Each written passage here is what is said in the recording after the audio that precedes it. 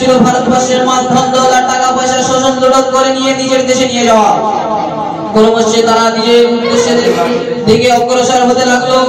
বন্ধুগণ, কেমন ভাবে দেখুন, 1601 খ্রিস্টাব্দে ইংরেজ সম্রাট ব্যবসা করার অনুমতি নিয়ে ভারতবর্ষে এসেছিল। সেই সময় ভারতবর্ষের বাদশা ছিলেন সম্রাট জাহাঙ্গীর। বাদশা তাদের মনোভাব বুঝতে না পেরে ব্যবসার অনুমতি দিয়েছিলেন এবং ব্যবসায় তাদের প্রতি সুধারণা রেখে 50 বর্গ মিটার জমি একটি ইংরেজের হুকুমতে নেতৃত্বে দিয়েছিলেন। কিন্তু তারা ছিল বেঈমান, বিশ্বাসঘাতক এবং খারাপ ছিল।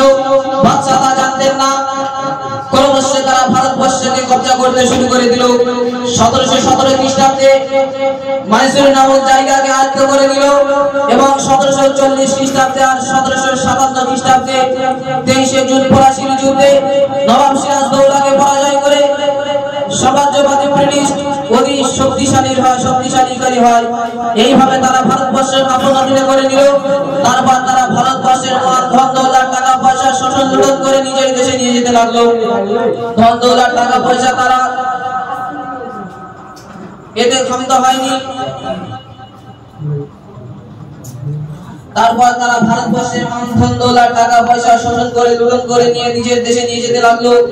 ধন দৌলত টাকা পয়সা শোষণ করার পরেও তারা ক্ষান্ত হয়নি, বরং তারা ভারতবর্ষের মানুষের প্রতি নির্যাতন, অন্যায়, অবিচার, অত্যাচার শুরু করেছিল। প্রতি গাড়ি পিছু 250 টাকা করে বসাতো আর নীল চাষ করতে বাধ্য করত।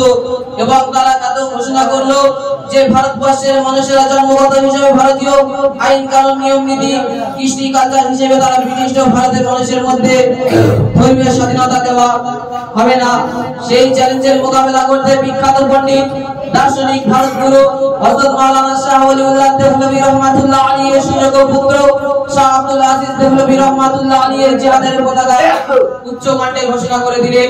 সাম্রাজ্যবাদী ব্রিটিশ উক্ত ফতোয়া বাজেয়াপ্ত করে তখন শাহ আব্দুল আজিজ দেহলভী রহমাতুল্লাহ আলাইহি প্রকাশ্যে ঘোষণা করলেন, আমরা পরাধীন হলাম, পরাধীনতার বিরুদ্ধে স্বাধীনতার উদ্দেশ্যে আমাদের জিহাদ করার নৈতিক কর্তব্য দায়িত্ব।